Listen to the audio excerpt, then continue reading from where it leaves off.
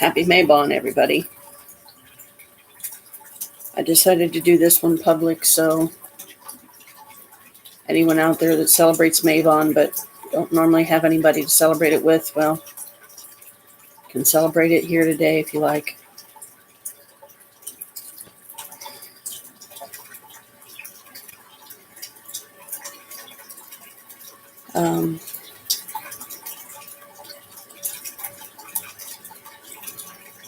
I'd like to start off, I guess,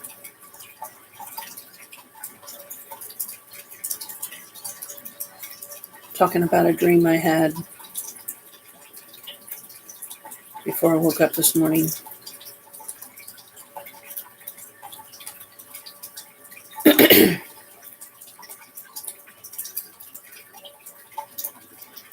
It's a recurring dream.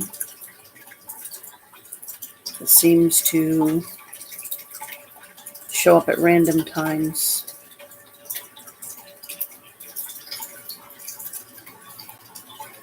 I never know when the dream is going to happen. It just does.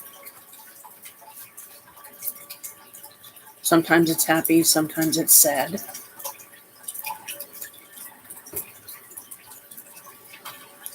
But it's about a place that I once lived that no longer exists.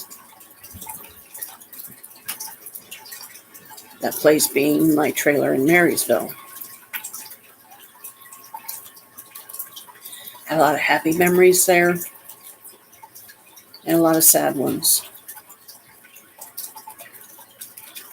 A lot of heartbreak.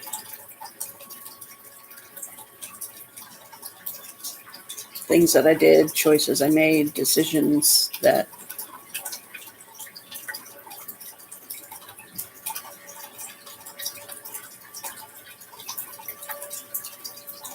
influenced my life in a negative way.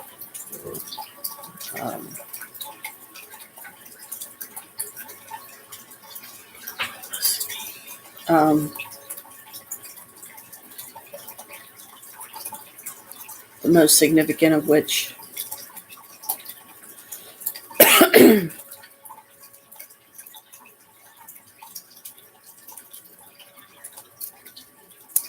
taking on too much responsibility,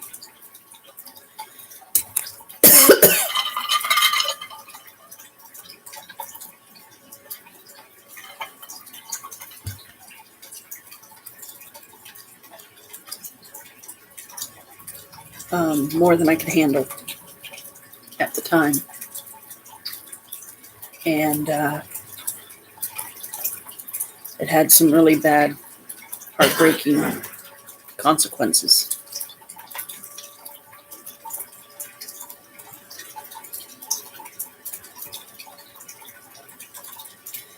The one that stuck out most prominently in my mind was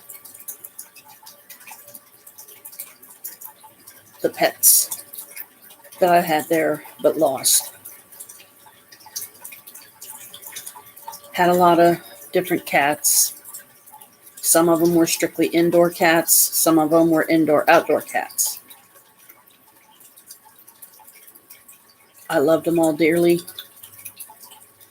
Those that I trusted outside because they would always come back home, just one day did not. I never knew their fate, and I don't think I want to.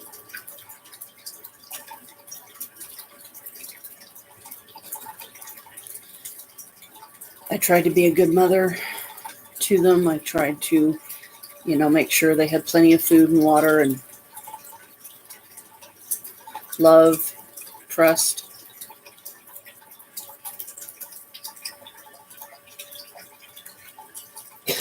I even kept a litter box inside for, during the times when they were inside, of course. Kept it clean and everything, just like you're supposed to do.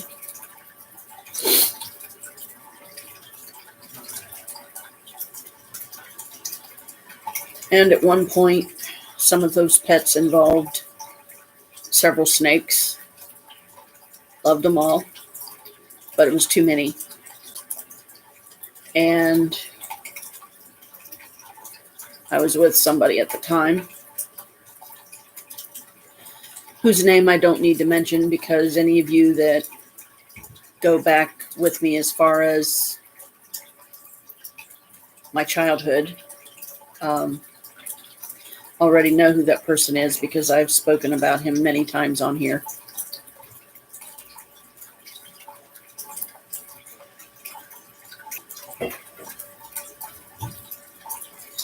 We should have only stuck with one snake, and then maybe it wouldn't have been so bad. But in what seemed like no time at all, we ended up with, at one point, we had 5. We had 4 that were pairs, 2 rainbow boas, a male, a female, 2 boa constrictors, a male, a female,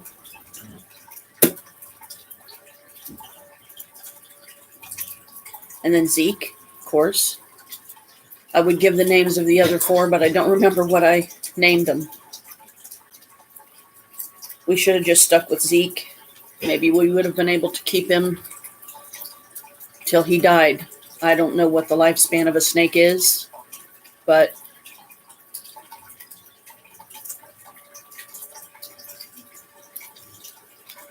had many mice, and that's where everything went horribly wrong. Some of the mice we kept as pets, so we had them in a fish tank. Kept bedding in there for them, plenty of food, little wheels for them to run around in and all that stuff, But then there were some that were strictly bought for feeding our snakes.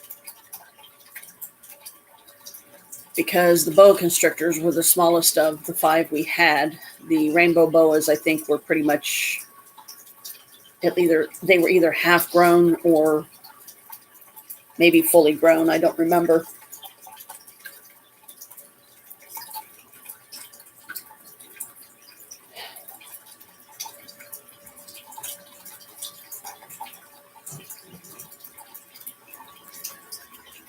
And before I go into the horrible details of what happened, let me just say this. I know I've said something similar before, but I feel like there's a need to say it again for any newcomers that maybe don't know this. You're new pet owners, you're just starting out, what do you do, right? But this, of course, would only apply to someone that had snakes, so you have to keep mice and stuff for food. That's all I need is garbage calls starting when I'm trying to do a live. And if Brooke don't somehow psychically know that I'm on or get a feeling that I'm on and come on before I can text her, I will text her here in a few minutes to let her know that I'm on. Because it's only like after 2 there, roughly, something like that. Because it's only like 9:35 here, so in the morning. And they're 5 hours ahead of us.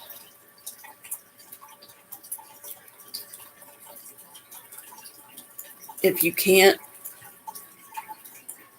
commit to the responsibility fully of what it means to own something like snakes, and therefore, food for them, which is usually live food, mice, rats, depending on how big the snake is. Don't do it. Don't get them.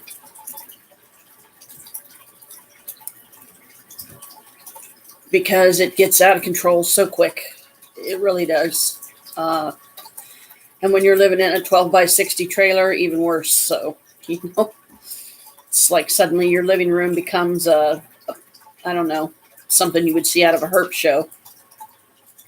A herp show is for those of you that don't know, it's a place you can go where they have all kinds of pets, and some people take their pets there to show them. Some people take their pets there to sell them. Some take them there to trade them, and some go there to buy pets, if they're looking for a certain pet. So it's sort of a pet event of sorts. It was pretty interesting. the herp shows were, you always had an interesting variety of animals you would find there. I've seen people bring in alligators and wagons, no joke. I've seen a guy, I don't know if I actually saw the anaconda hanging from his arm, but this one guy had this anaconda that he kept getting out of the cage, and it wasn't very big. It was, probably, I don't even think half grown would be the right terminology, but it was pretty decent size still, Kept getting it out of the cage, kept showing it off. And just like many animals, especially those that you have to keep caged, aside from, of course, fish or something like that, which fish you don't generally take out of their tank for any reason, except to clean their tank, and then you put them back in the clean water later. Well, this guy kept getting this anaconda out, and it decided to clamp onto his arm, and with its full jaws, front, top, and bottom teeth, and it was literally hanging from his arm. And he finally got it off, I think, somehow. And so he had he was bleeding pretty good. Once they finally got the snake off, he, bandaged his arm, and finally left the snake alone for a while. Because animals like that, you keep getting them out of the cage, putting them back in, getting them out, putting them back in, getting them out, putting them back. They get irritated, okay? Understandably. Put it in the cage, leave it alone. Okay, if you're going to get it out very little, if at all. Because anacondas, for those of you that know anything about them, they can get big enough to take down something that's like a cow or a horse or definitely humans. They can really get that big. I would never own such a snake. It would be far too dangerous. Not to mention my conscience would not allow me to keep such an animal because it would feel wrong to keep it in a cage. Not that it's good, that it's eaten like animals, but it's part of the food chain. What can you do? Nothing. That's the way it is. Well, the horrors of what happened to me was, there was one incident that me and this person that I was with had gone away for something. I forget what it was or how long we were gone, but if it was something that we couldn't take the kids with us, most likely we had somebody babysit them for us or left them with family or something like that, I don't remember how long we were gone. May have only been a few hours. I honestly don't remember. It's been too long ago. But when we came back, we had opened one of the cages and found one of our pets, I think it was mice, dead because the others were eating it. And for some reason, Adam had lined the inside top of the cage with aluminum foil, and some of them were eating the aluminum foil, and that probably killed them, I'm sure. I don't remember why he did that or what the situation was. And yes, it pains me to even say his name. That's why I was trying not to. But anyway, when we saw that, we got the dead one out, and I don't remember what we did with the mice. If we had gotten the rest of the foil out of there, I certainly hope so. But we thought, okay, let's not do that again. But the thing that probably hurt me the most and scarred my psyche the deepest was how many mice I sent to their death by putting them in my freezer, literally freezing them to death to feed them to our snakes later.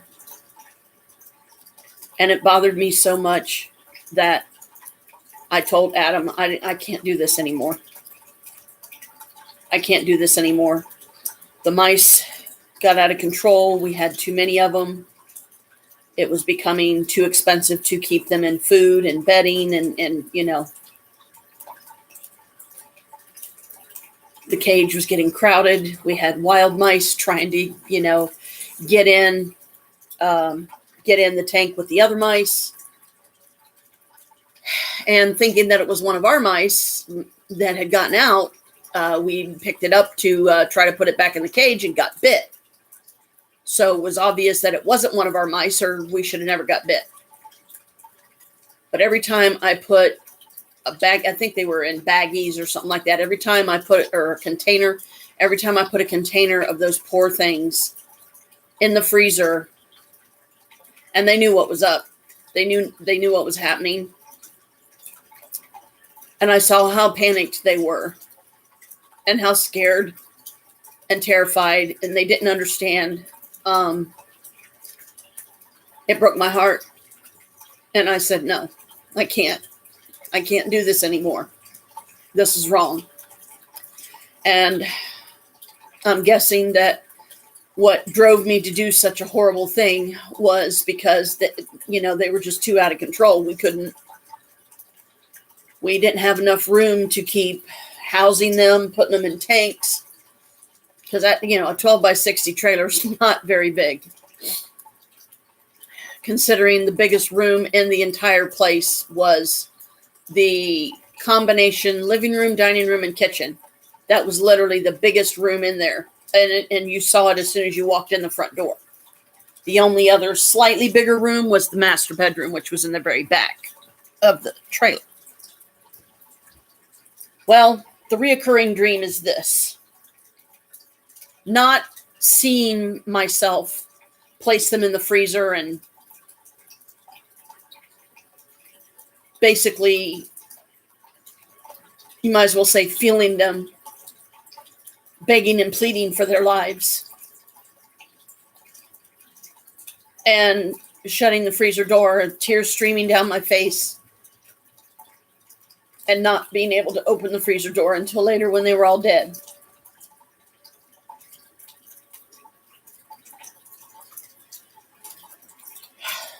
The realization suddenly hit me of how wrong what I was doing was. And well,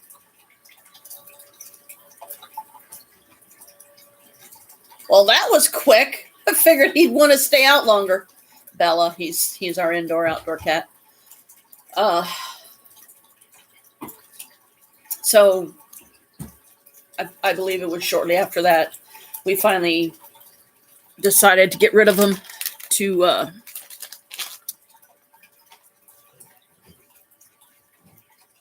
We got rid of all the snakes. We found homes for them, gave them away to the herp shows,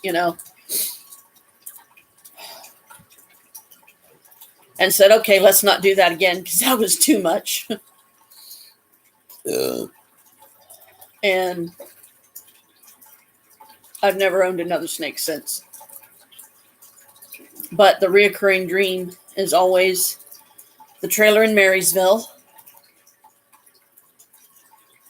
But in the dream, it always looks different in some ways. It's modified. It's doesn't look the way the actual trailer looked when I lived there. And usually the theme of it is either I'm living there without paying my utilities, which is what ended up costing me the trailer. I had to move out because I couldn't afford to pay rent and bills anymore. I was living there alone, and I just didn't have the income to continue staying there. And I ended up moving back to Franklin County, and I've been here since. I'll never go back to Marysville again.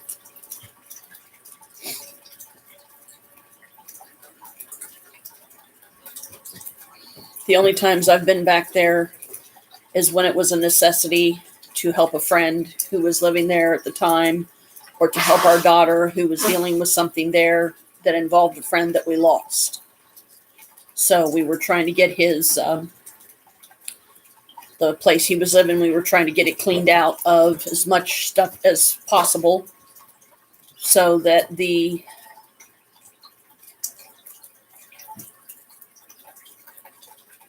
there would be minimal loss. I don't know how much stuff my daughter lost in that place, and it breaks my heart for anything that she did lose, that she had nowhere to put it. But we helped her as much as we could, and I know she knows that.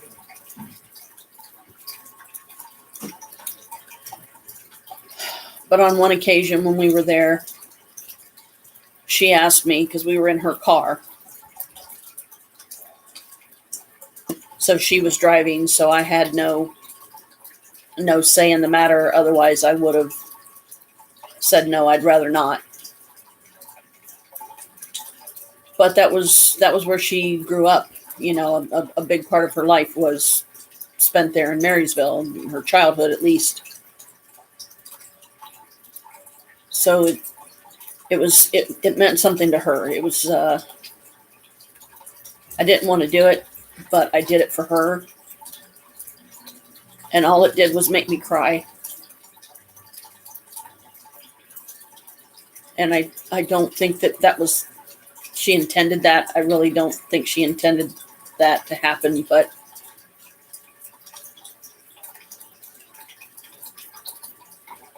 when I left there, it wasn't for a happy reason. It wasn't on a happy occasion. It wasn't anything good. And suddenly, all the reasons why I ended up hating the place came flooding back to me. And I just started crying. She wanted to show me how much it had grown,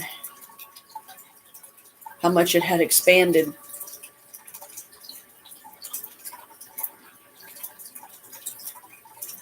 And I really didn't care, because the place became a place of pain and loss and suffering to me.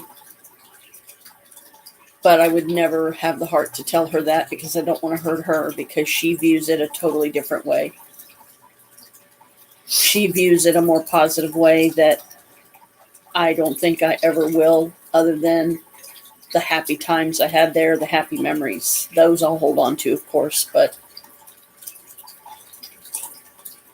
the bad in the end outweighed the good. Lost my trailer. It was mowed to the ground. And the cruelty of the fact that they put up another, and this time it was a double wide.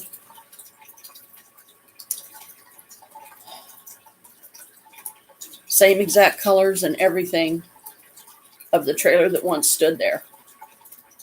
And the same exact number that was there when it was my trailer, when I actually owned it, the one that was destroyed. And it was like a punch in the gut, slap in the face, seeing it standing, and the unfairness of why did it have a right to exist.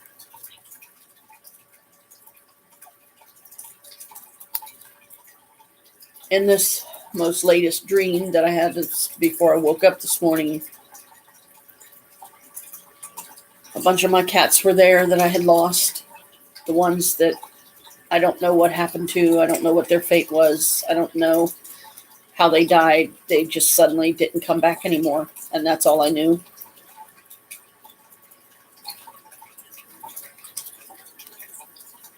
They were there. I remember seeing pretty much, you might as well say, an entire big bag of food sitting right next to the door. So they had plenty of food. And I was walking through the house, and then I saw these mice. So I thought, well, I shouldn't have to worry about them food-wise, because even if they, run out of the dry food, they could eat the mice. But then I suddenly realized they weren't trying to eat them. And the mice were very much alive. And I'm going, okay, wait a minute. What is this? This is weird.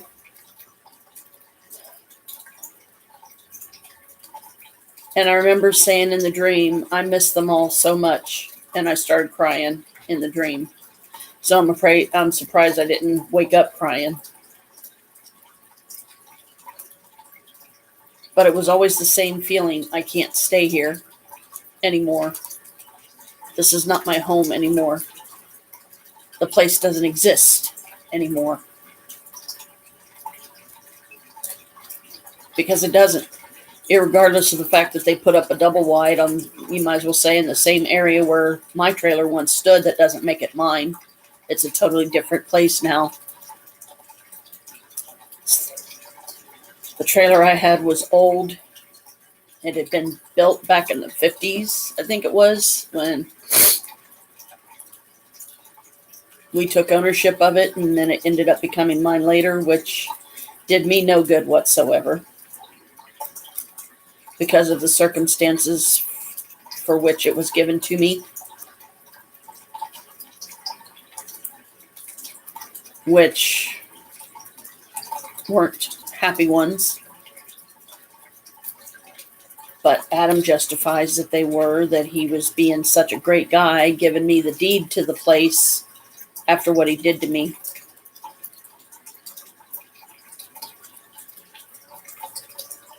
As if I would want to stay there with all that pain, all that heartbreak, all that loss. Meow! Meow!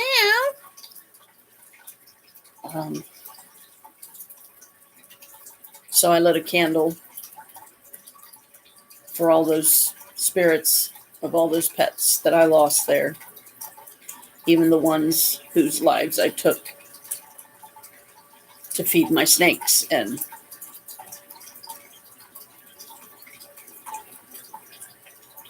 I said, I will not carry this guilt anymore. I will not carry this pain. I'm taking back the pieces of my soul and the pieces of my heart that I lost when those things happened. And I don't ever want to have that dream again. I don't ever want to see that place again. Because that's part of my past and it's no more. I'm never going back there. It's time to move on. It no longer serves me any purpose.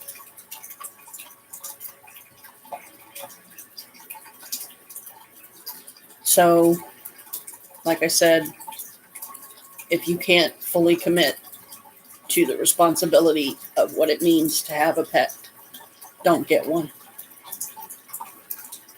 Whether it's snakes, birds, fish, doesn't matter.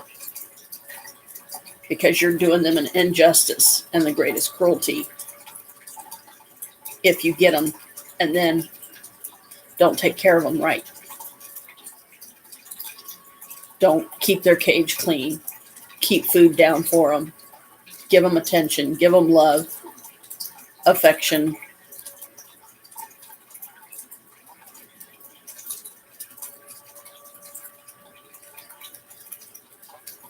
And watch how it gets out of control like it did for me. And then you are forced to either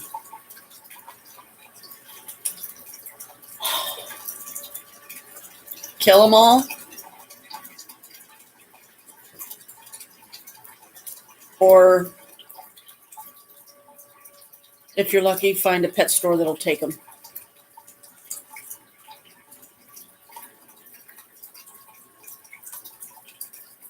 Because they might not be humans, but it's still a life. And it's our responsibility as pet owners to take care of them and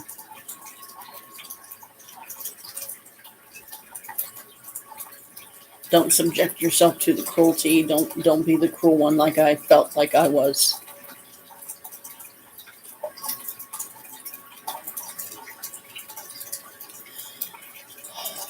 I forgive myself for it now. I let that pain go. I move on.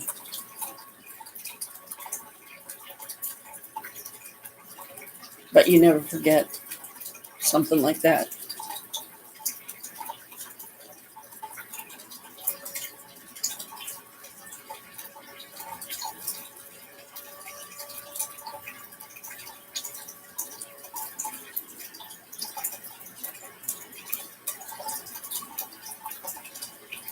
And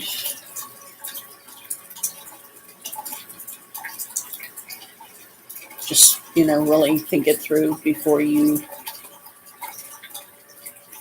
decide to take on a responsibility of owning a pet. Look at your finances, look at your home situation. Are you going to have room for them? Are you going to be able to get all the items that you need to give them a good home? And if you don't want to end up with a bunch of babies that just seem to never stop being born, then keep the males and the females separated. Put them in 2 separate tanks, or only have one. Only have either all females or all males.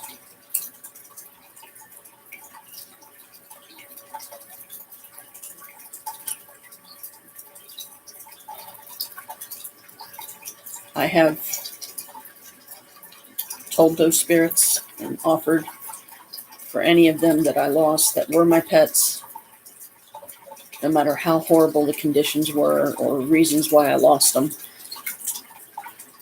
I want them to be at peace. I want them to go to whatever they perceive to be heaven, heal. And if they choose to come back to me, fine. They can just become a part of my spirit family.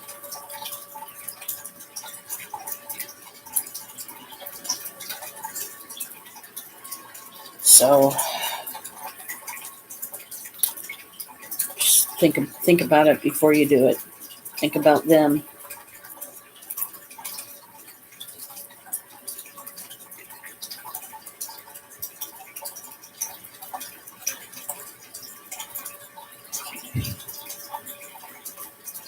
It's always way down here on the bottom, it seems.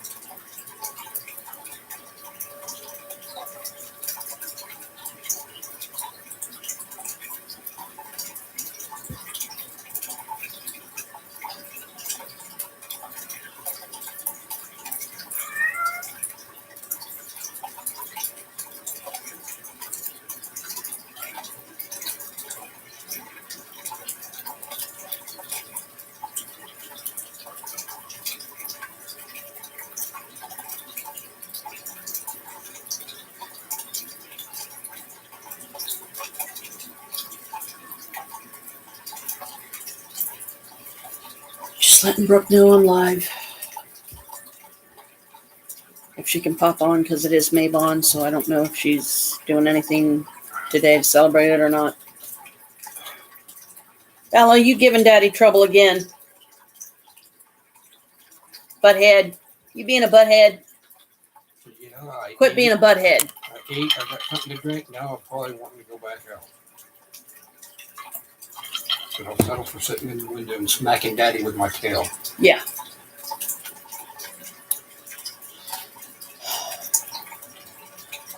And I am going to do Mabon ritual today. I'm not sure how far into the stream, but I told my spirits that I would incorporate them into the ritual. If any of them wanted to come and join,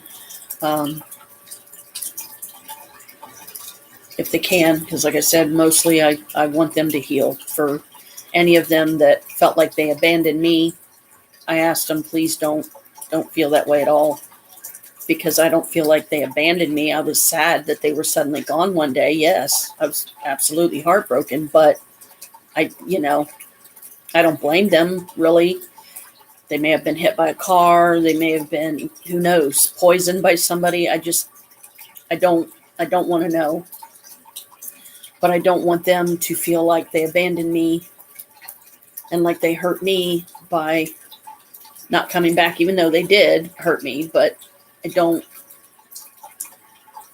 want them to hold the guilt either.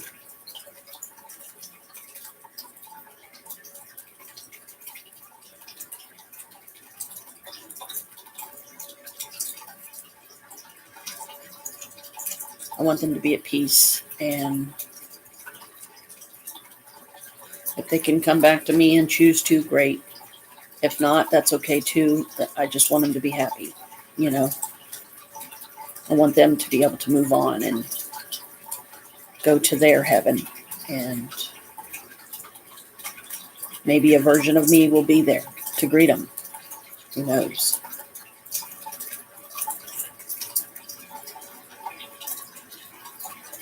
To greet them and live there with them.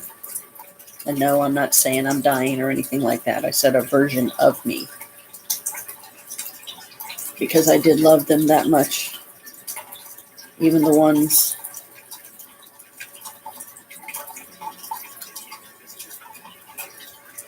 Hi.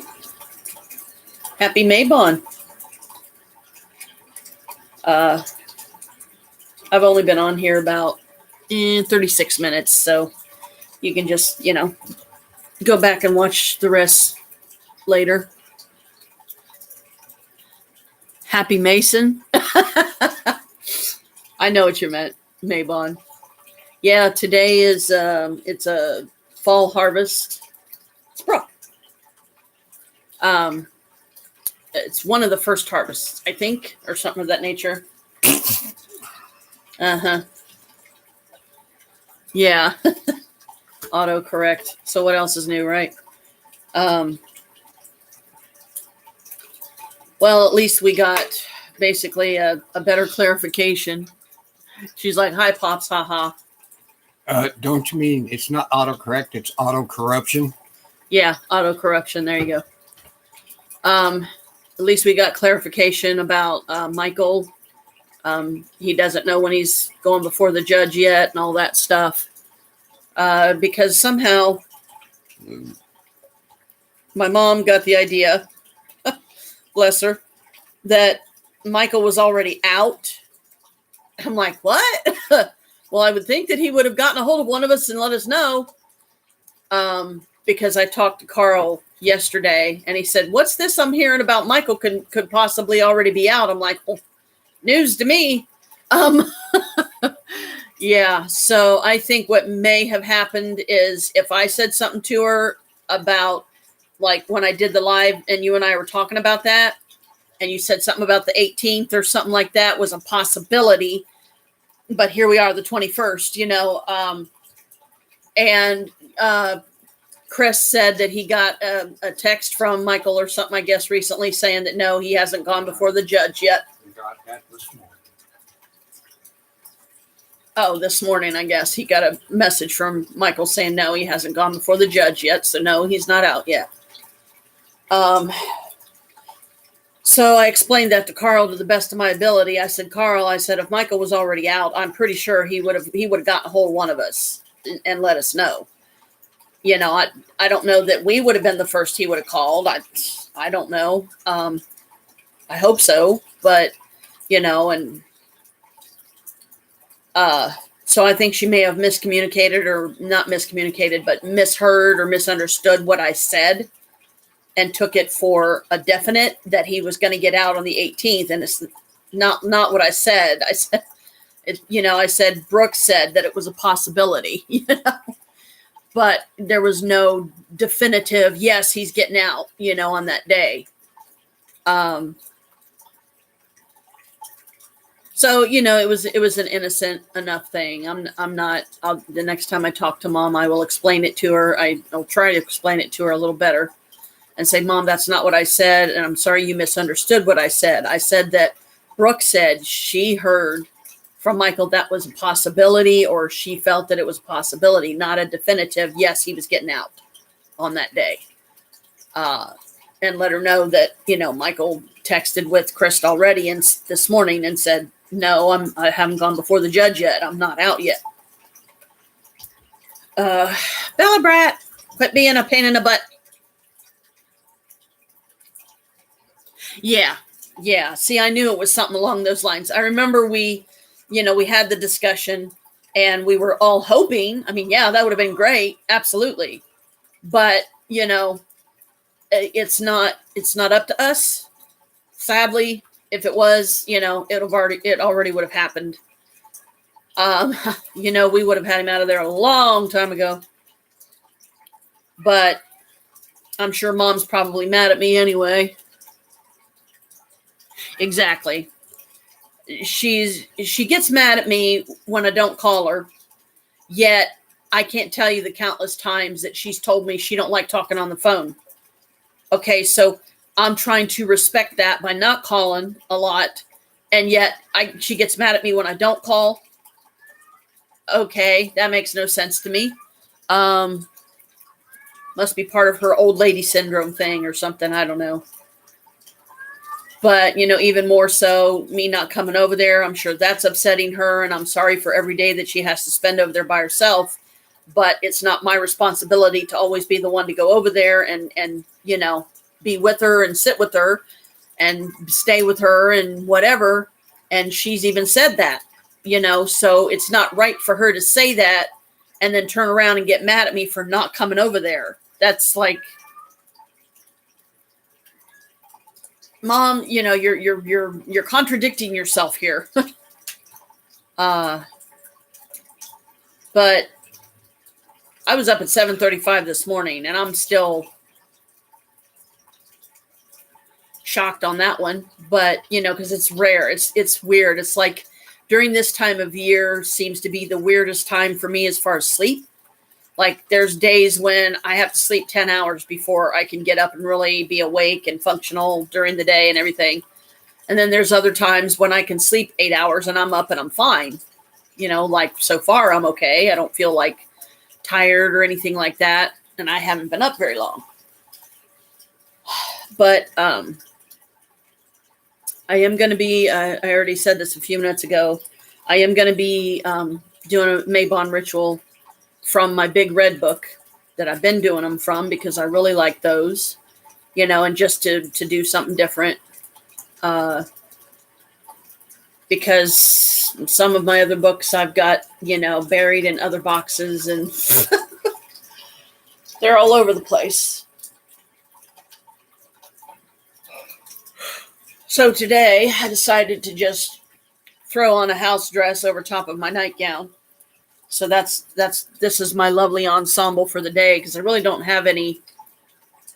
I'm sure I have some, but a nice like fall outfit, like fall colored outfit, because today I consider it the last day of summer and the first day of fall, because that's what, a lot of people say is today traditionally is a lot of people consider it the first day of fall. But I do the double, it's the last day of summer and the first day of fall.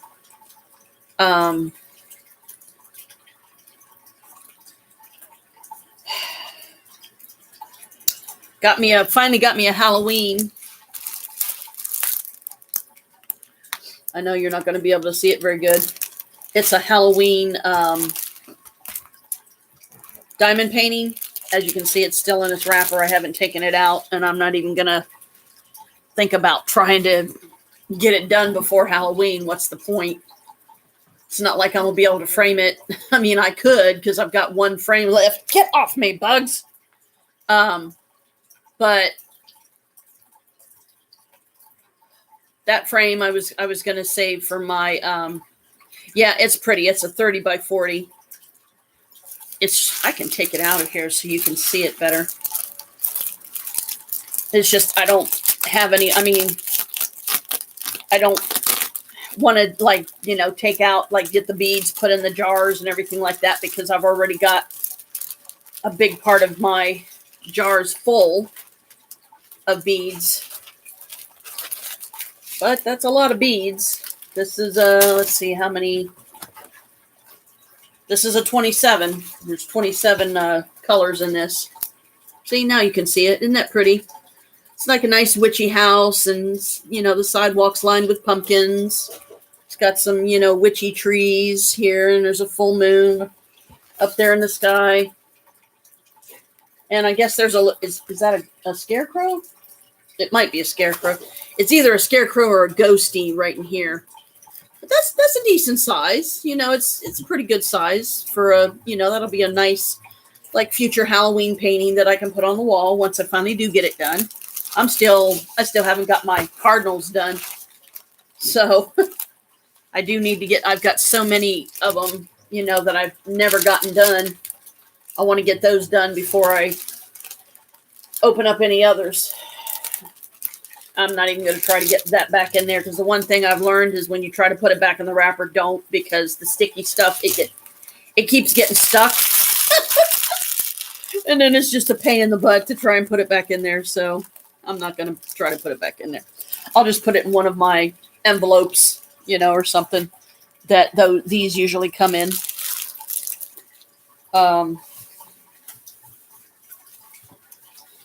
Been watching a lot of movies lately to pass the time.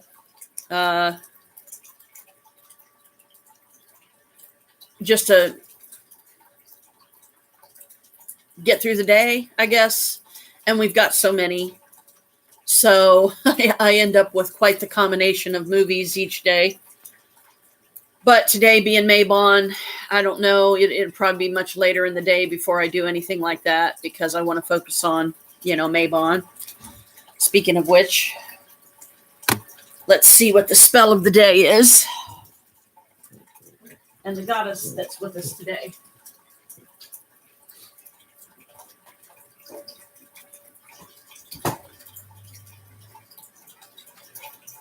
Where did I put those? There they are.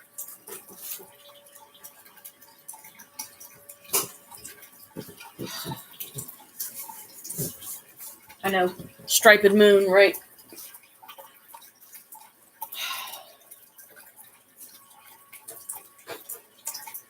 Because this can be a nice additional spell, if somebody wants to do an additional spell today. Okay, September 21st. Meditation to create a telepathic link with your partner. Oh boy.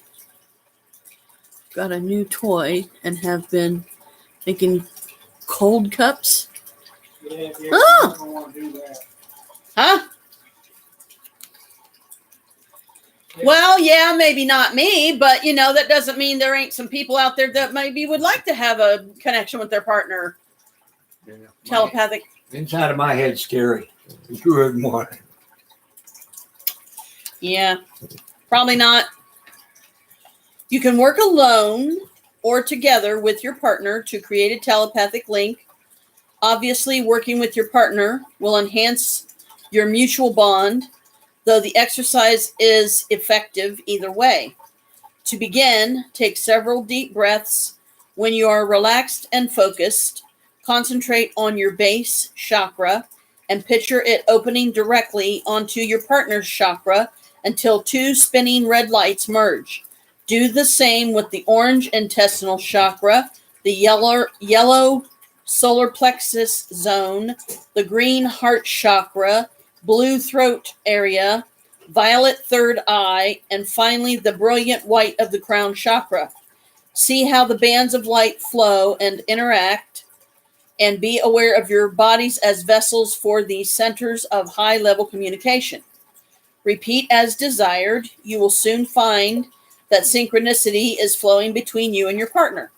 So, there could be partners out there that would like to, be able to do that.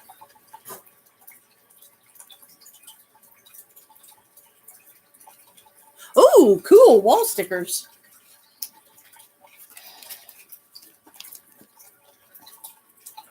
So, for anybody that would like to have a closer connection with your partner, there you go. In my case, no thank you. Rather not.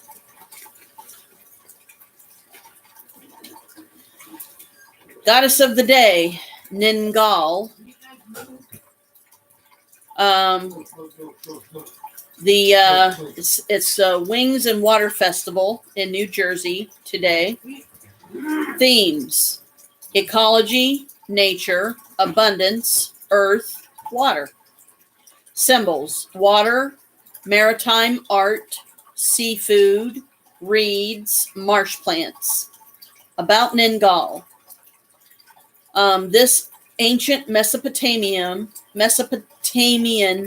goddess abides in regions filled with reeds or marshes, which she also vehemently protects. She is also considered an earth and vegetation goddess who visits us with abundance during the autumn. Wow. Well, hail to Ningal today. You are absolutely welcome to come and join us on this fine day, Ningal. Blessed be. To do today, this festival takes place over 2 days during the third weekend in September. It's dedicated to fundraising for Ningal's endangered wetlands in southern New Jersey and educating the public on the tremendous value of these regions to the local ecology. To honor this effort and the spirit of Ningal, consider making a donation to a group that strives to protect wetlands. Please investigate them first, and perhaps enjoy a nice seafood chowder as New Englanders do today.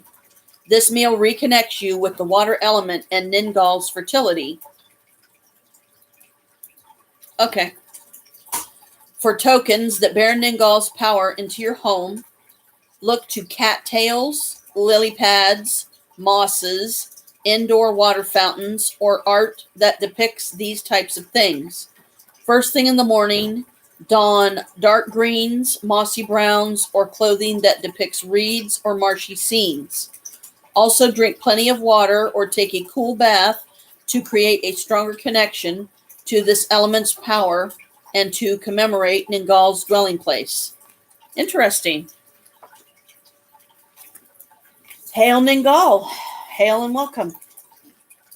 I'm sorry that I'm not properly dressed for such a thing, but I will definitely light a candle for you here in a bit. Now, let's see.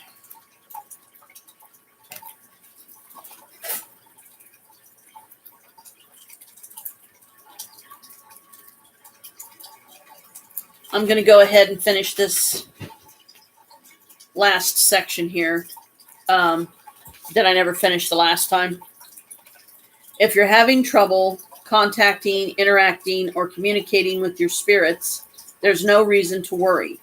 We can help you every step of the way to develop a communicative relationship with your spirit companions. Many new spirit keepers can have questions about how to interact and communicate with their new spirit companion.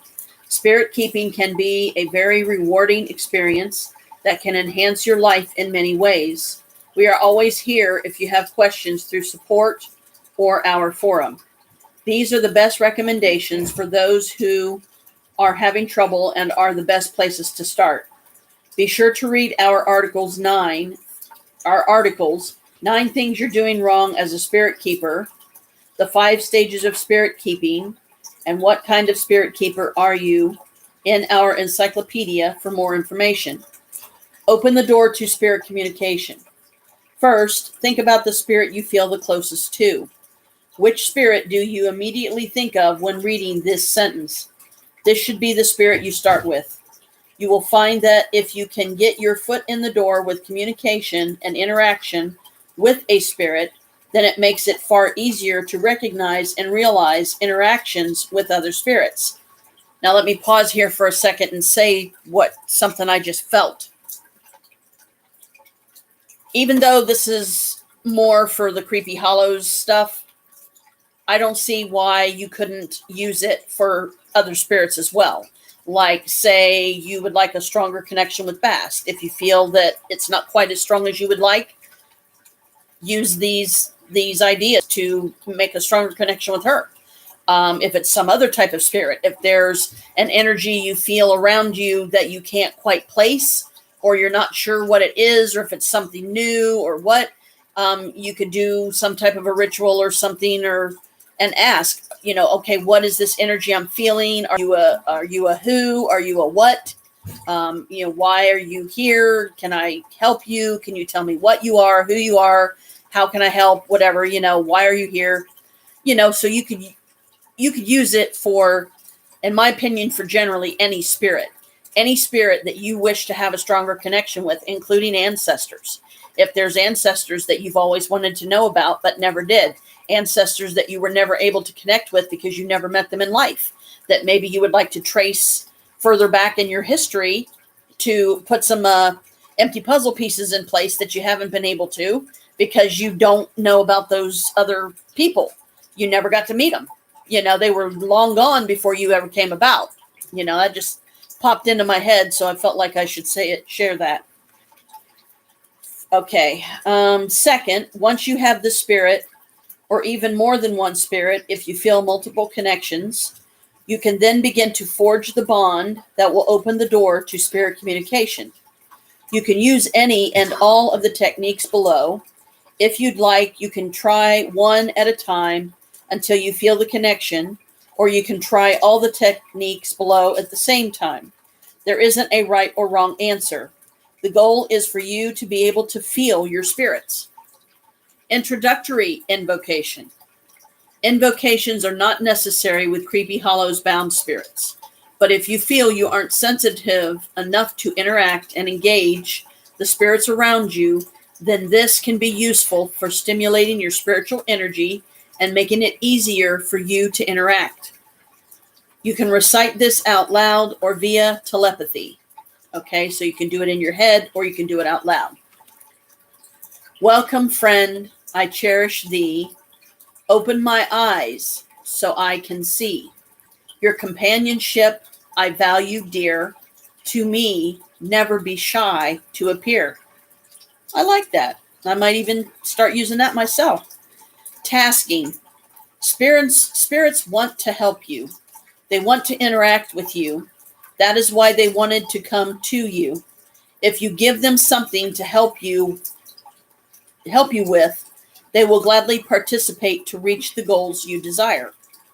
In the beginning, even if you don't think anyone is listening, they are. Before you start your day, give your spirits something they can help you with. Even if it's something simple like, I don't feel well today, please give me some uplifting energy. Or, my coworker Jane is annoying me, please keep her from making me crazy today, etc.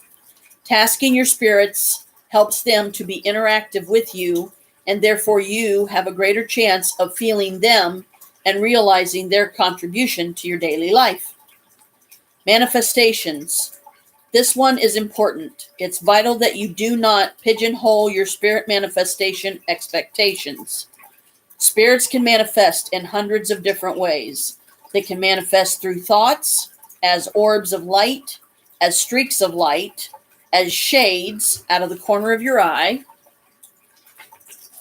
as temperature variances, as phantom sounds or phantom scents. In your dreams, and even in dreams, they can appear in various forms, not always their true form. This is the single most troublesome issue for spirit keepers who say they can't feel or see their spirits. You have to recognize even the most subtle of signs, because this is vital to your ability to realize spiritual energy and work with spirits moving forward. Consistency and patience. Do not give up. I know it's easy to get discouraged, but you have to remember your spirits chose to come to you. They selected you out of thousands of other people they could have chosen to be with. Make it a habit to talk to your spirits every morning, even if you just say hello to all of them and share some of your thoughts for the day. The same at night. Say a good night to all of them and have a few brief thoughts to share. Don't let stress, worry, and anxiety creep into your experiences. These are the three most common killers for feeling and interacting with any paranormal experience, whether it's spirits or spells. And the next one is how to protect your spirited vessels. So again, use it for any spirit. Don't think that you can only use this if you're a spirit keeper through Creepy Hollows. No. That's why I feel they wanted me to mention, no, it can be for any spirit. These are just guidelines. That's really all these are. These are just guidelines. These give you a focal point. What you do after that, just go with it. Whatever feels right, do it. Trust in that. So, and now, let's see what our affirmations are today. This should be interesting, huh? Considering it's Mabon. Simply meaning when it's a witchy holiday, it's always nice to get a special message, of some kind. And these affirmations are only positive anyways. There's nothing negative about them. And I could always do another one from the phone too. Considering I have 12 decks on there now. Wait, I think I have like 12 decks. On this day of Mabon, what is my affirmation? Sanctuary. Okay. Yeah, I know I've been needing that for some time now. I'm still struggling with, I would really, with my next check, I would really like to go be able to stay for a weekend at Ravenwood. Okay, good for you. It seems you've earned some time away from the chaos of life. It could be as small as a bubble bath, which sadly I can't take, or as big as a trip. A trip I could do, but it would have to be something that didn't cost any money. Or maybe it's a small trip to a big bubble bath. Oh, please, I wish. Or a normal-sized trip to a tiny bubble bath. They're being humorous with this one. Or maybe you tripped and fell in someone's bath. Really? Whatever it is, it's waiting for you with open arms. Just pick your favorite sanctuary and unplug for a bit, especially if a bath is involved. I really wish I could. Thank you, spirits. That's so sweet, but that is one thing I cannot do.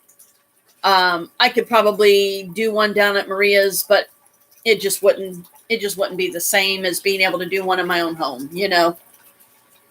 So that's out. And we can't do bubble baths and stuff like that with our tub because the bastards won't fix it. Never going to.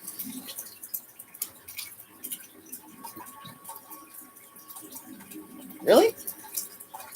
No, I wanted. One of the spirits were like, "Do you really have to shuffle it each time?" No, probably not, but I like to. Just to give the cards a fair chance. Like, if the same card decided to come up for you, it's all in fairness, and it gives whatever card is meant to come up will. And it just feels right to me, to be able to do it 3 times for myself and then do it 3 times for whoever else I'm doing it for. Okay, what is Brooke's affirmation for today? And of course, I'm talking about my lovely daughter that is on with me right now. Impermanence? Impermanence. Okay. That's one I haven't gotten yet. I don't think that's come up for you yet either. Interesting. Impermanence. It's IMPERMANENCE. Repeat after me. Life is always changing, and I drift easily through those changes, good and bad. As I drift through hard times, I can take comfort in knowing that I will leave them behind. As I drift away from good times, I can take comfort in knowing that more will come my way. Impermanence is an equal opportunity non-entity. Well, that's interesting. There you go. There's your impermanence. So again, it's not anything bad. It's just basically saying, there's going to be good and bad. Life is always changing. Drift easily through those changes. So you've got to always see yourself drifting through it, making it through. Even when times are really hard and times are really tough, you've got to see yourself making it through. And have the comfort of knowing this too shall pass, kind of thing. And know that more good will come your way. So I say that is definitely fitting. And I know that, we're all kind of going through our own stuff in the sense that too many of us feel hopelessly lost and don't know what direction to go and don't know which way's up and, all that. And yes, this one is public, just to let you know. So let us be careful what we discuss, what we talk about, and this and that. If we want to talk about private stuff that the public don't need to hear, then let's agree to do that on Signal or something like that. So if we have something private we need to discuss, then just say, let's talk on Signal later, and then we'll do that. 17 followers now. I still can't get over that. It's like, okay. Every time the number climbs, it surprises me. I'm thankful, but it surprises me. I'm like, what am I doing right? It's a good feeling, that apparently some people out there must be getting something out of what I do or they wouldn't join, So it's like, yay. And I'm thankful for every one of them.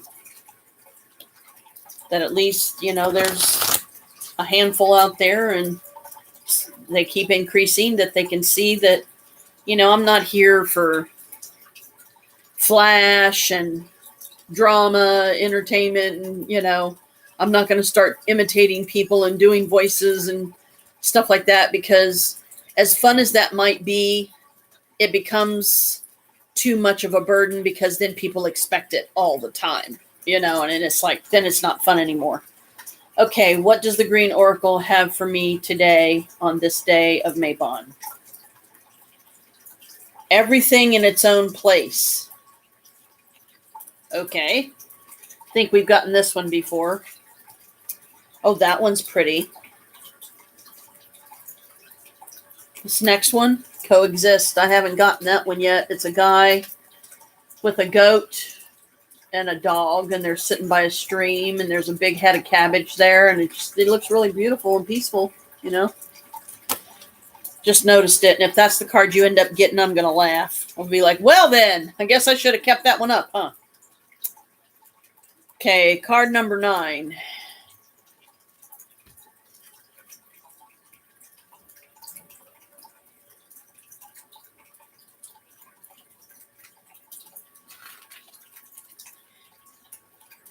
Recycling, trash bins of different colors and shapes. People place the correct trash in the correct bin. Probably everyone has notions about recycling. I do. It may encourage us to not waste things, but in a deeper sense is all about paying attention, finding the place and the time for the things. Do not force them to happen, but focusing on their nature and accept the place they must be. Attention, it may be said, is a soft, gentle attitude rather than a powerful, hard one. Recognize the differences and the points of view. Do not waste or squander energies, yours or others. Accept that there is a right time and right occasion for things. When you depart a place, leave things clean. So that's a good one. It's got a good point. But again, these are all good, Okay. It's saying don't shuffle this time. Okay, what is Brooks green oracle message today. Huh, that's pretty. The world around me. So you got crystals there on the table. I don't know if you can see them. Flowers, little pretty scene out there. She's got a flower in her hair. So all positive.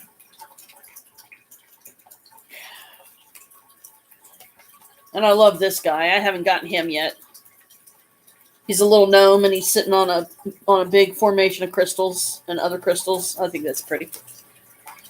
I haven't gotten him yet for anything. I watched Powder last night, the movie Powder.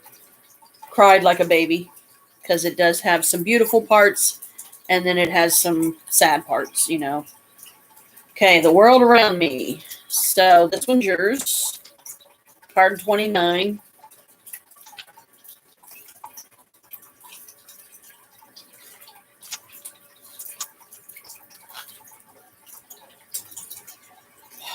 Nature and everyday life. A girl in a house full of natural things. That is so you. Nature is something to be experienced to achieve a connection with nature and our natural self. We cannot live in a world made only of artificial and man-made things. We need to find a space in our life for natural things. Sometimes we just need to notice them and to take a few moments of our time to give them attention, savor them, and feel them. Give space and time to what is natural. Do not forget it's important. Enjoy different senses, not just sight. Things grown are different from things made. The environment nourishes our feelings. So yes, I would say that is definitely fitting. You have your place more full of natural things than I do. Because mine is still just too full of crud and dirt and just mess, which drives me crazy.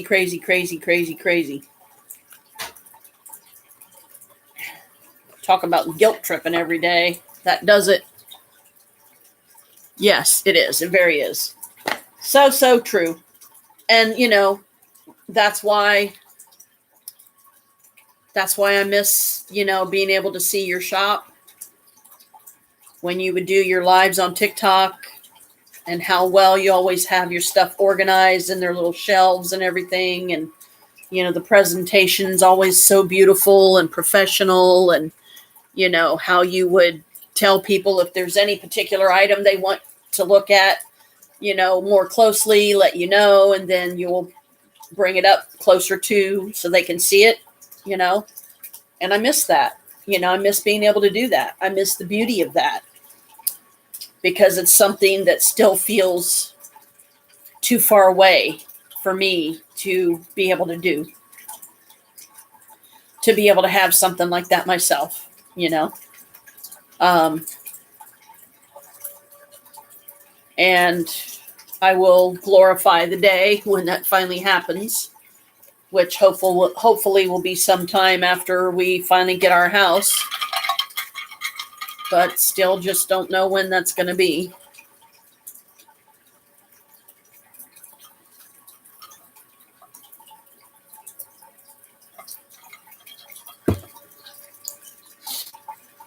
And yes, you're right. You can do anything if you put your mind to it. But here, the things that are against me is not having the room to be able to put the majority of this stuff so that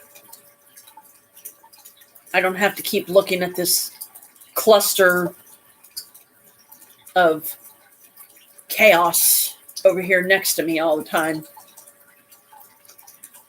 No matter how many times I go through it, no matter how many times I try to stack it neatly, it still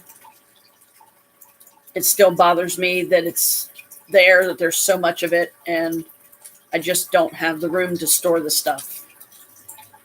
And unless I can finally talk to our landlord and see if he would be willing to let me, but then that would probably have to come out of my pocket unless he'd be willing to put up a door.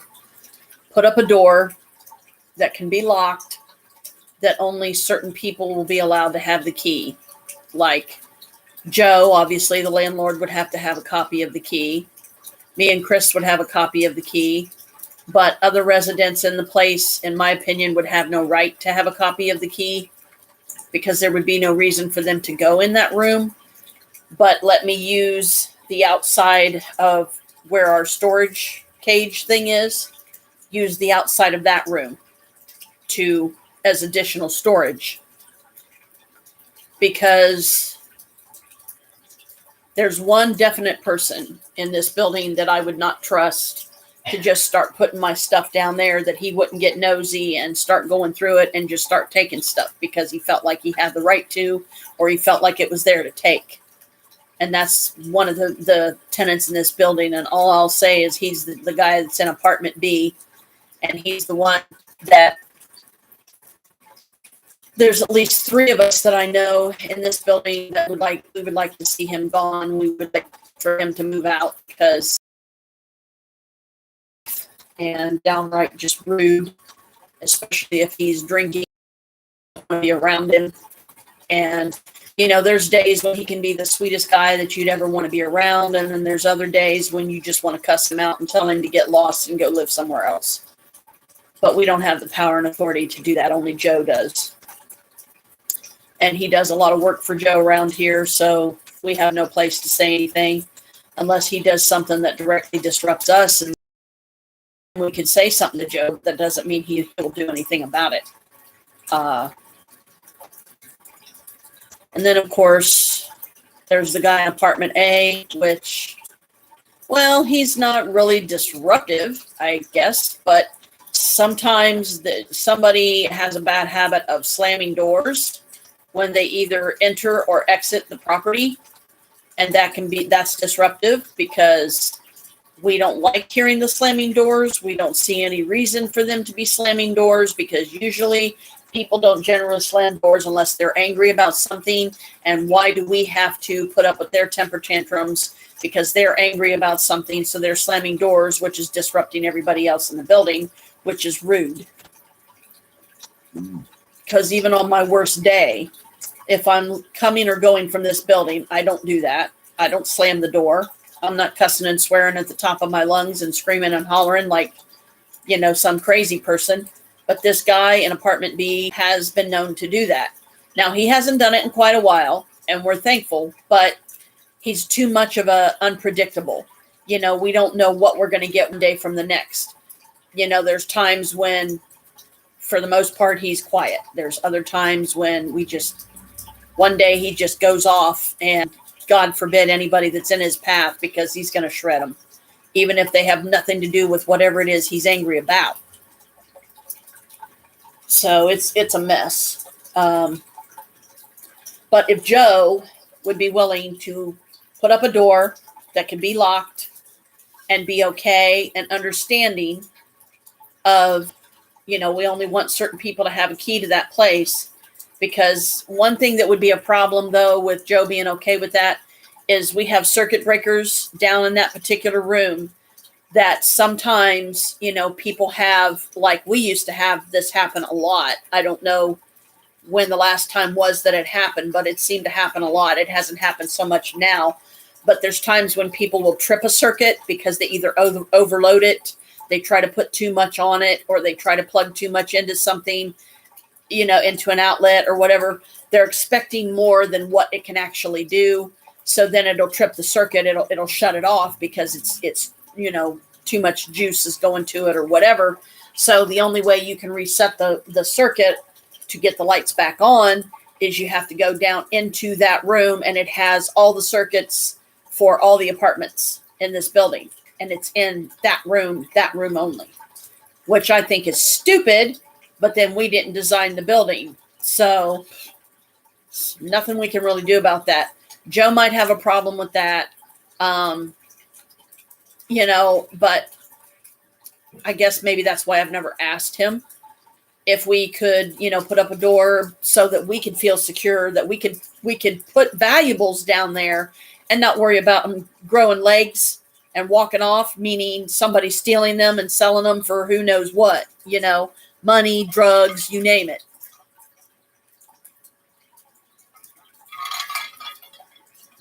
And having an unpredictable time bomb that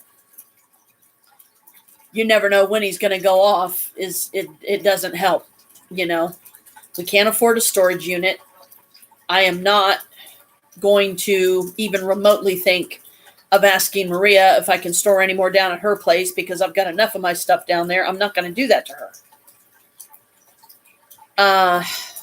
And it's mostly, ritual stuff. So, and the altars are already set up, so I don't really have anything much down there storage wise, except, a handful of clothing in the closet that I haven't even worn yet, because I was trying to hold off bringing any more outfits up here if I could help it, because I have too many already.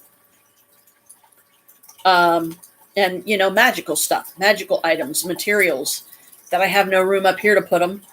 So she has no problem with me storing them down there. My little desk down there that I got for me, exclusively for me to use. And I can't even use it unless I'm down there.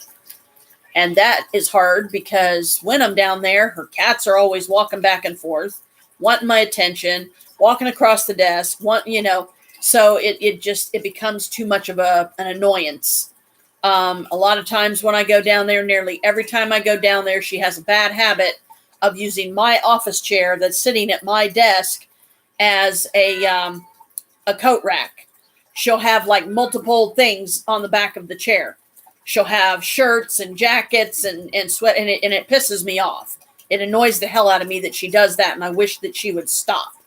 Now, if she's doing it to try and keep her cats from shredding my chair, okay, I understand. That's one thing, but I just don't like her doing that, and she does it all the time. So whenever I go down there for any reason, it is decent size. Oh, come on, don't do this on Mabon. I don't want to have to start another live because the thing didn't pop up. Where did I put my phone? Where did I put my phone? It's buried under here. It must be your connection. It must be on your end, hun, because it's not frozen on this end.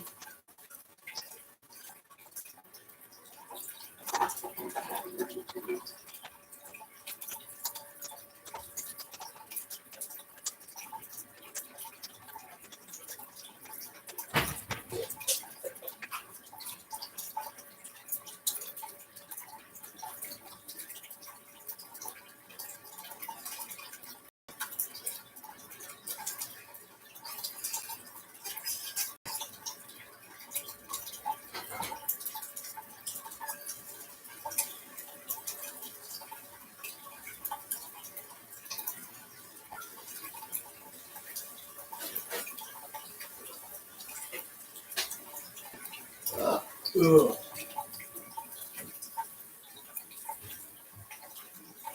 I have full Wi-Fi all over YouTube. Lives were fine as I checked to make sure. Oh, yeah. Well, I'm glad you got it back. Yeah, it could be the weather. It could be signals. It could be any number of things. That's why I just sent you a text on Signals. Said, sorry, if it's frozen on your end, but it's not frozen on mine. Because usually when it freezes on my side, on my end, that dang screen pops up and it's like it says that it's disconnected or some craziness.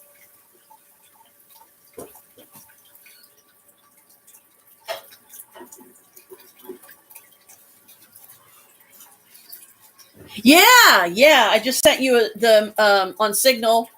I just sent you a message saying that, yeah, I've seen them. Those are cool.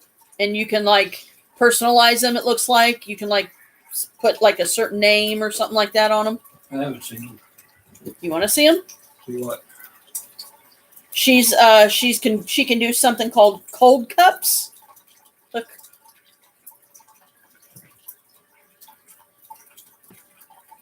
I showed them to Dad so he could see them. That's really neat. I like that. So yeah, I see. I got some. I got the pictures. You changed yours to fall too. I just changed your wallpaper. It looked like you changed it. Oh, I changed mine to fall, like a fall setting. Yeah, I can't think. Oh, sorry. Here, there you go. Wait a minute. Hang on. Let me get out of that. See? Anyway. I might change mine to Halloween one. Yeah, I mean, I probably won't do mine for, to a Halloween one until later, like closer to Halloween. So yeah, if you wanna do one for me, I'd love to have one. If you want to send it sometime. I hope you haven't sent any packages recently. I only asked that because we had this really weird thing that happened. I don't know, babe. You must have killed that one. Did you have any others? I thought you said they were over there. Nope. He killed another box of Kleenex. He's the Kleenex killer. Cups for cold drinks only. I want to do ones for hot too at some point, but need a sublimation machine. Oh, okay. Well, yeah, that's cool. Like you could do something simple like a witchy thing or something.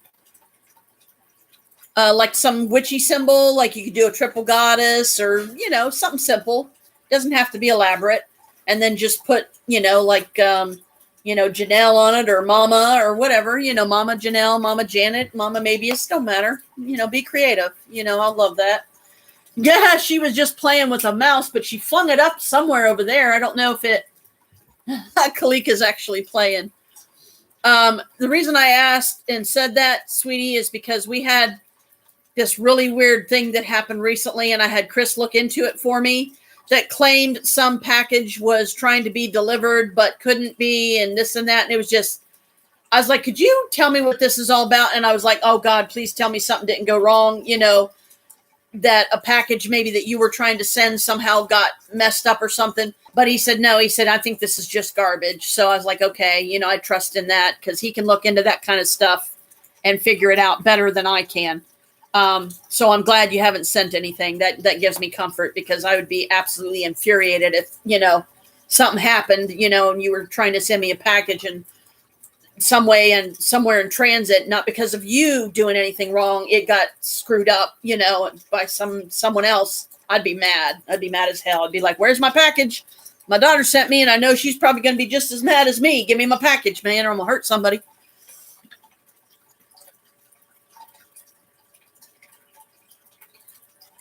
Oh, yeah, it was USPS. You're absolutely right. So, yes, thank you. That makes me feel better. And I'm glad that, I kept it. I kept it on the screen, and I showed it to Dad. And he's like, this is just garbage, because he read all the stuff. He said, where did you get this from? And I tried to go back and remember where I had gotten it from, because, a lot of times when I push the little button on the side of my phone so I can check and see if I got any messages and stuff like that. First I have to push the button on the side, and then it brings up the screen, and then I have to scroll up, and then I have to punch in my code, and then that, lets me do whatever. And that was how it came up. I had pressed the button on the side. Yeah. And I don't know if it was before, or after I did that I unlocked it or did my code or whatever, proving it's me, that it said USPS and this blah, blah, blah crap. So that's why, stuff like that, I let him check it out, because I know if it's something hooey, if it's something false, he'll be able to figure it out, most likely. So, and I know these scammers out here, they're getting far too creative anymore. So you don't know what the heck they might try next. You don't know what the heck is the latest crap they're doing, but apparently this is one of them. And sometimes, we'll get warnings on the news about, if you get a message like this, ignore it, because it's probably a scam.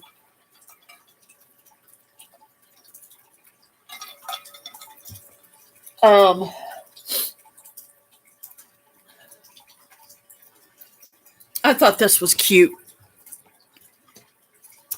Didn't really need it, but it was me trying to get all of the Creepy Hollows books, because as you can see, this is how thin some of them are. And this is the Paranormal Survival Guide. And I thought it was cute. So just for fun. Necessities. Let's read some of this. This is basically for beginners, I think, really. There are basic tools everyone in the paranormal should have on hand. They enable you to perform anything you might need to do. As with any adventurer, the tools of the trade can make or break you when you embark on your own quest. Number one. What do you think number one is?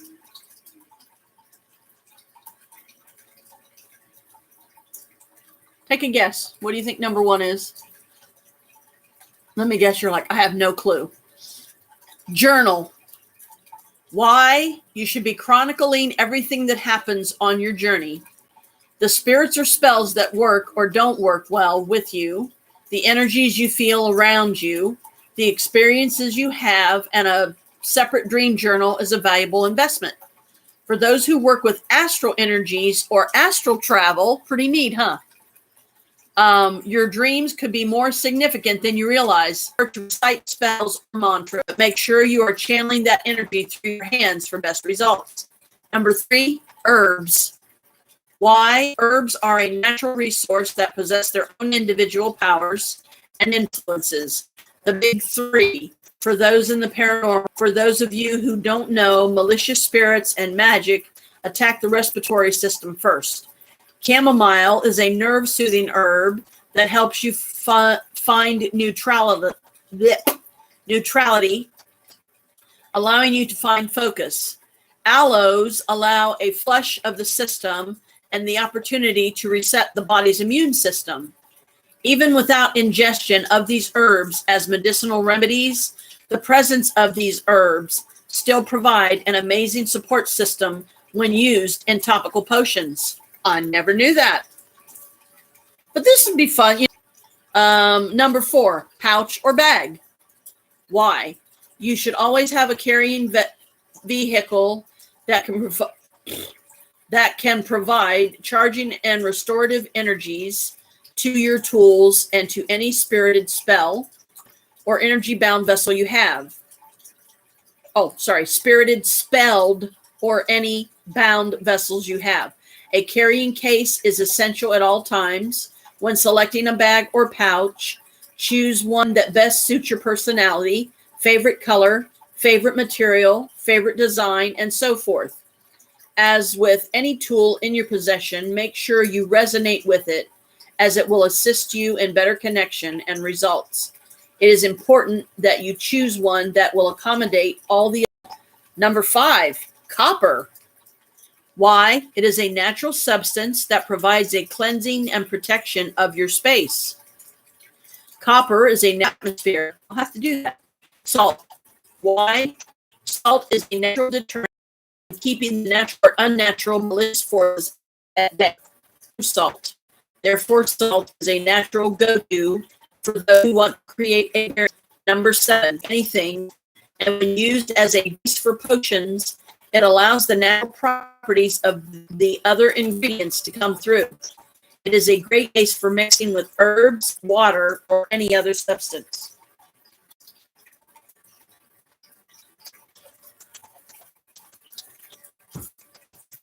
It's interesting. Cleansing and clearing your space. Okay, I can see that. Banishment and removal, getting rid of unwanted influences. I can see that. How to live in a haunted home. Well then, that would be interesting to know, huh? Oh boy, there's a bunch on that one. How to choose materials, how to find enriched areas. And that's it. That's the totality of this book. That's pretty interesting. Huh. This is the first time I've read from this book, because it just seemed to me like it was kind of more like a beginner's thing than anything. But now that I'm reading through it, I'm like, huh, well, maybe I will give it a read through and just, start using it and things they suggest.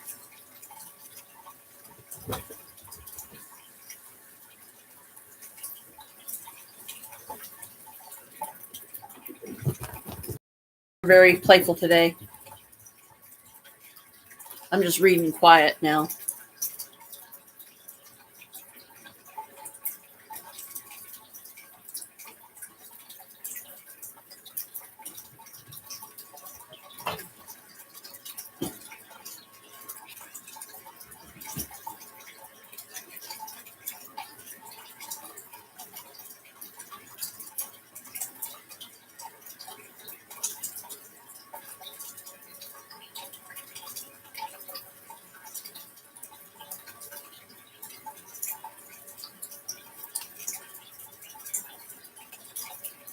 Huh.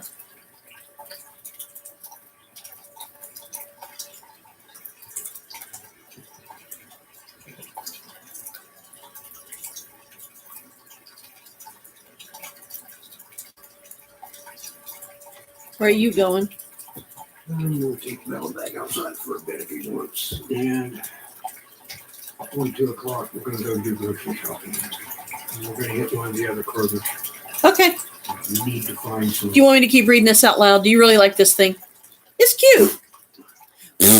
I heard you, dipwad.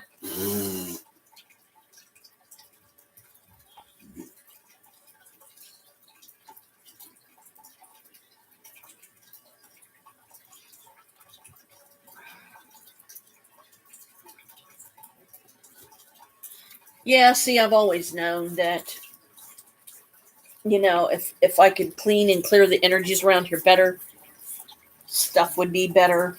Energies would be more balanced and this and that. I mean, we have our salt lamp over here, our little salt thing that's supposed to help with a lot of it. But it's just interesting. Cleansing and clearing your space. And it's only 1, 2, 3, 4, like 5 paragraphs long, But eventually I want to try to have all the books that they have just as part of my collection because I love Creepy Hollows. I know there's a lot of people out there that don't like it, that think it's a bunch of hooey. But I don't, I have seen my spirits in my dreams. I have felt them.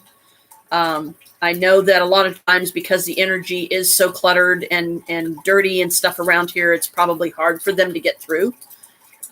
Because this place needs a good cleaning that is really hard for me to be able to do. Did he go out? But anyway, it's just really, let's see, there's a total of 1, 2, 3, 4, 5, 6, 7, 8, 9, 10, 11, 12, 13. I just think that's funny. He took Butthead back outside. Because sometimes, Bella will come in and he wants to just come in long enough to eat and drink something, and then he wants to go back outside again, a little turd. Carmela! Oh, golly. Yawning and stretching, and something is biting me. Little fuckers, go away and leave me alone. It's Mabon, for God's sake. So, maybe I will just kind of sift through this and, maybe do some of the stuff, just for the heck of it. Especially during times and days when there's like really nothing going on and it's just, bunch of boring hoopty going on and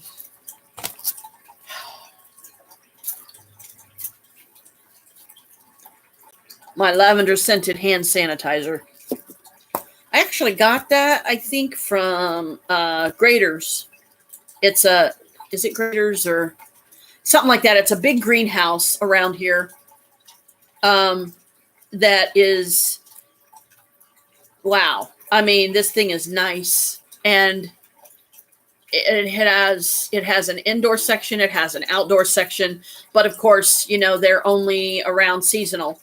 They're not around during the fall. Well, probably during the fall, but when it really starts going into winter, they close their doors for the season. understandable because, you're not going to be making any sales in the middle of winter. Because let's face it, there's going to be, like, if you're lucky, there would be a handful of plants that you could, flowers or herbs or anything of the like that you would be able to plant in the winter that would actually survive it, that, the winter wouldn't kill or take away in some fashion.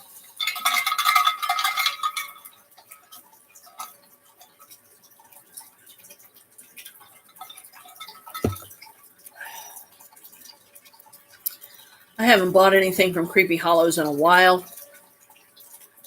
I'd like to get me some more of the witch ball thingies. But those things are like $45 a piece.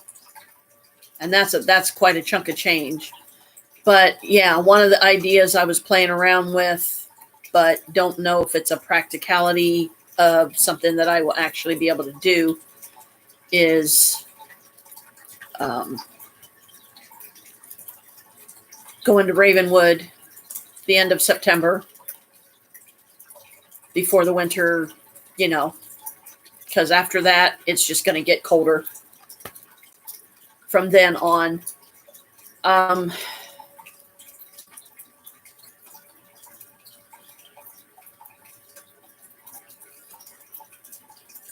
So I feel like it would be the last good time of the season of the year to go before it gets too cold out.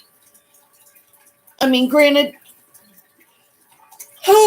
excuse me, they do have central heat and air in the cabins, so they have like this thing that's on the wall that that's the unit. You can either do air conditioning if it's summertime, or you can do, if it's colder, you can do heat.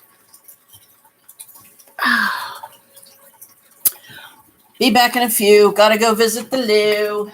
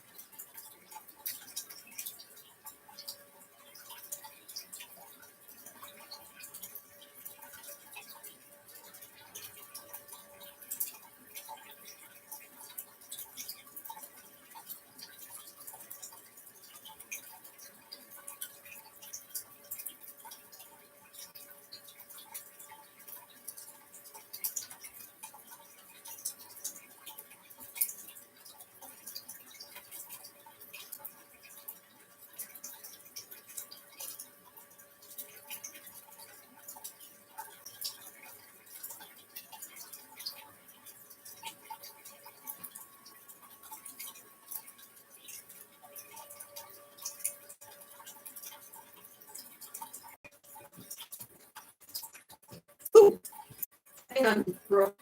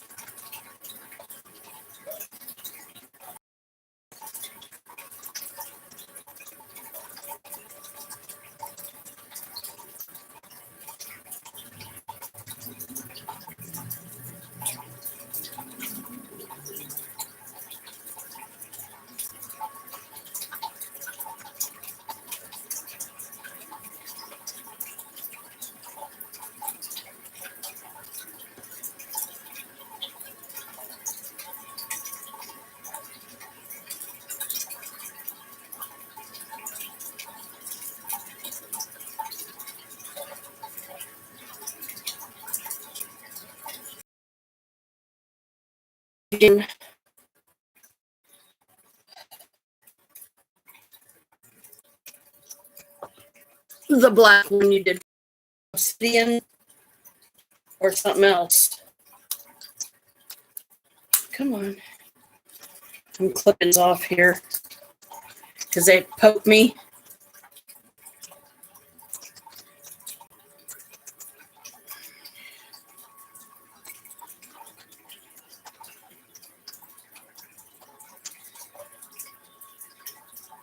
I was right.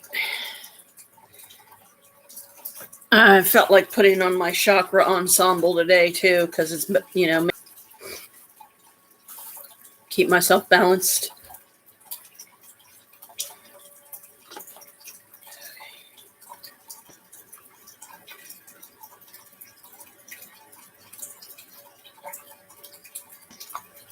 I got to do a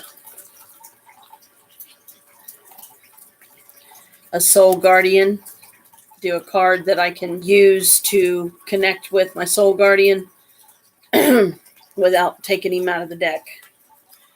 I haven't, so I got to find a card that a blank card that I can use. That'll be his card and only his card. His card and only his card. I won't use it for anything else. But yeah, I just was wondering what this crystal was, if you remembered, if it was black onyx or obsidian or some other crystal that I wasn't familiar with. I love it. I hadn't worn it in a while, so I was like, you know what?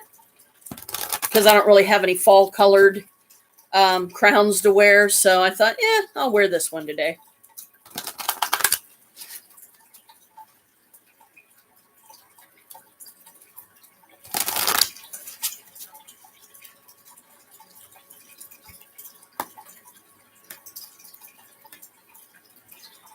What dragon is with me today?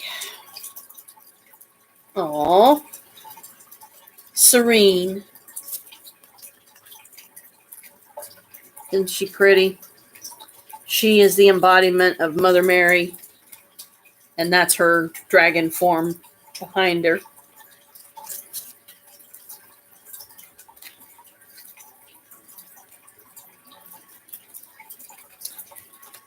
So, in that sense, Mother Mary is with me. Serene. Where are you at, Serene? Oh, she's a grandmaster. Oh, boy. Now I got to find her. 107.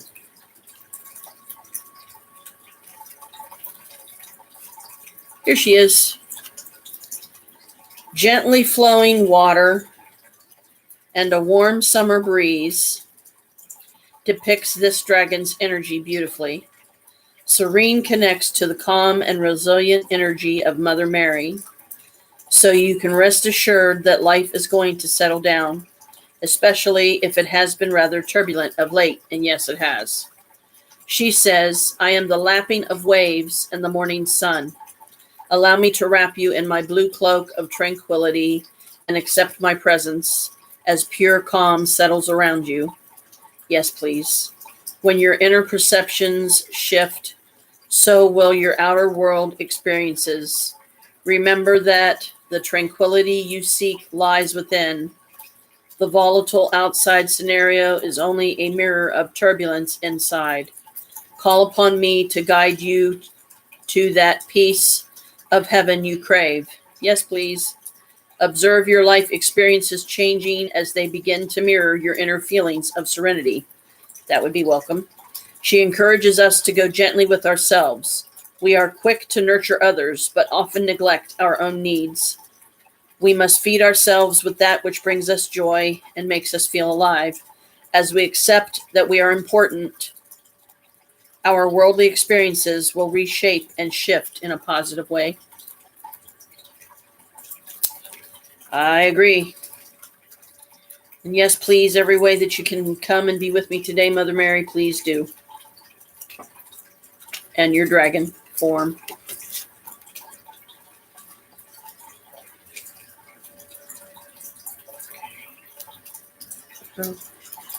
Back in the deck. What dragon is with Brooke today? Gaia.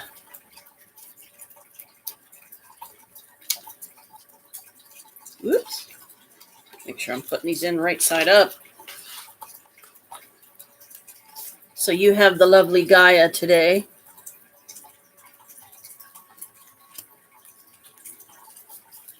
Gaia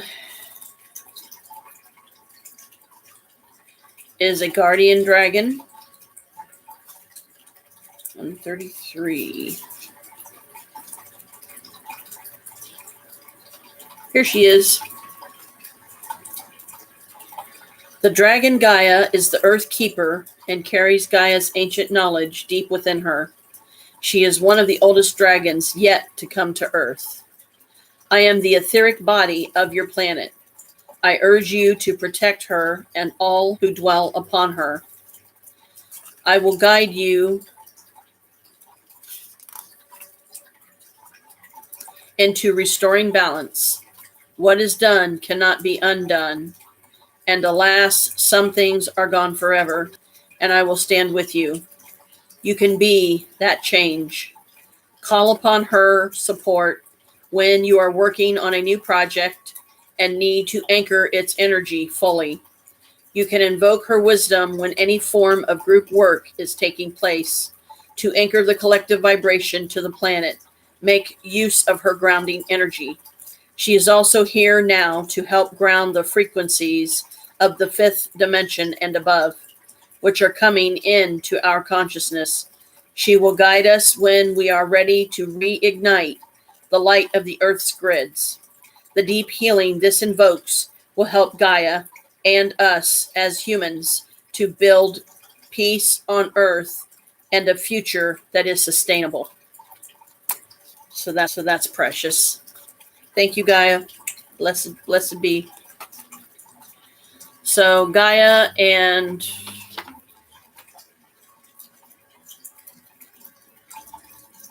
Serene are our dragons today.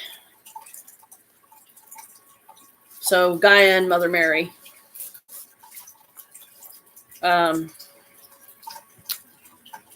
I'm thankful for Mother Mary, of course, especially because of the turmoils that I have recently suffered, especially the whole thing with, my past and the atrocities of the pets and how many I lost and the situations and all the hurt, pain, and suffering I endured and went through when I was living there in Marysville.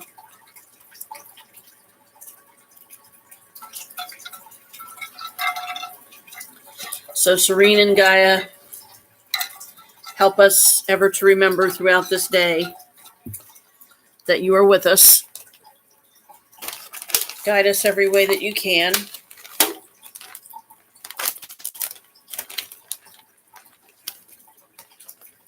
And help to remind us of all the good in the world. Because it's far too easy to focus on the bad. Main reason I put it in the baggie and seal it because this cup can only handle roughly about half a can at a time, more or less. So I fill it to the fill line, and then I put the can, the remaining, in a baggie, seal it, keeps the roaches from climbing on it, and stuff like that. And even if they do climb on the baggie, they can't get to it. So let me go dump this.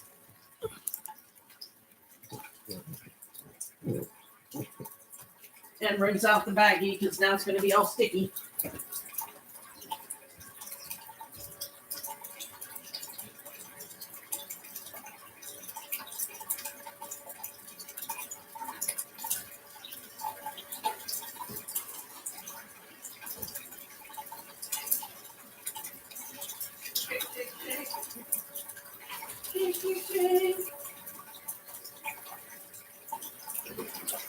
Get the sticky out.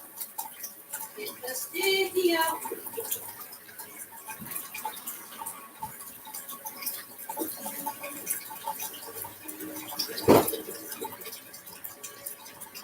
Let it dry.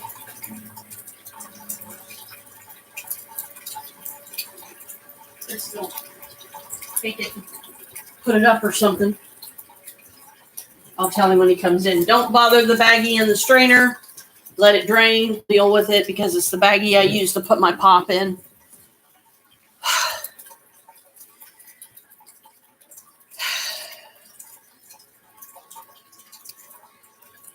Yes. Let me do that because why not? And I think I'll do it up there that way.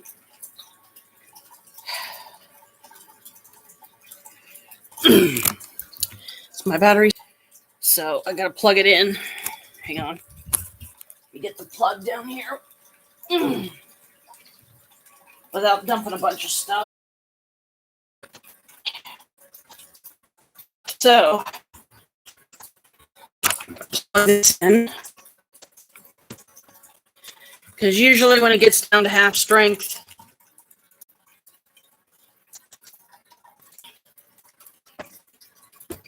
let me go get the big book. Because round 1 or 2, Dad's wanting to go grocery shopping. And I've only got 140 left on my food stamps. And I've only got 140 left on my food stamps. So this is probably going to be the big shop. A bit shop, and then we have something called a big shop.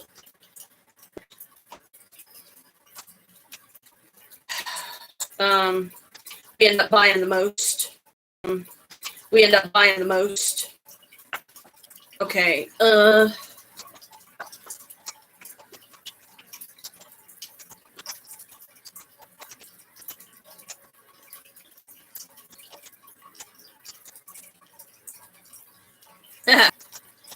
Those born on the 27th are known as conscientious people with a serious outlook on life. They inherit the sensitive, peace-loving qualities of the 2 with the powers of observation of the 7. Combined, the influence of the wise and highly principled 9 comes into effect. These are right and wrong and have difficulty living with an action that may have been unfair. Their strength of character and intuition serves them well in all their decisions. Many 27s will be attracted to areas of science and research. The 27s also have enormous talent for imparting knowledge and excel in any form of teaching. 27s are somewhat intense and passionate by nature, both in work and private life. They shun superficial relationships. A close, stable relationship is make really wonderful parents.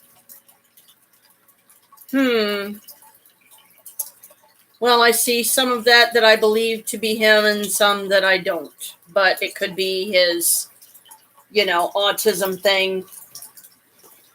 All right. Is this the one? This is the one I've been doing them out of, right? Yes. I've got so many markers in here, I get myself lost. Okay, Mabon. Just home, Alban, UED. Mean Fomhair, FOMHAIR. Date September 20th, 21st, or 22nd, depending upon the calendar. Sun is at 1 degree Libra, meaning of the word divine youth. Primary focus, second harvest. Okay, so this is the second harvest. Offering a vegetable and fruit harvest, corn festival. Age of holiday 3000 BC or older. Popular holiday 3000 BC or older. Popular mythos. Death of the harvest lord, although some attribute this to Samhain or Samhain, king and queen of the harvest. Astrological sign, one concentrating on the fruits and vegetables, as depicts the cart carrying the last load from the fields. Depicts the cart carrying the last load from the fields, dressed up with all the country art, and followed by adults crowned with ears of corn and a whopping group of children, accompanied by a piper playing a harvest home song. Some bless the cart, some kiss the sheaves, some prank them up with oaken leaves. All the world over to be cut on the harvest, which was believed to embody the spirit of the corn. To ensure good harvest, it was necessary to keep this spirit alive, and thus the sheaf was necessary to keep this spirit alive, and thus the sheaf became the center of a remarkable ritual which, in spite of its pagan